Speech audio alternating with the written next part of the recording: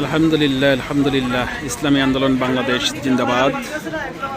আল্লামা শাইখ চরমনাই জিন্দাবাদ। বরিশাল সদর ৫ আসনের সমর্থনে আমরা আজ দেখতে পাচ্ছি মাদ্রাসা সংলগ্ন মেন সড়ক থেকে শতে শতে গাড়ি, অটো, সিএনজি, আলফা, এই গাড়িগুলো আজকে শোডাউন দিচ্ছে হাত পাখার পক্ষে। শাইখ চরমনাইয়ের ভালোবাসার বহিঃপ্রকাশ। ইনশাআল্লাহ বিজয় আমাদের আসবেই। সেই ভালোবাসার দৃষ্টান্ত আমরা দেখতে পাচ্ছি।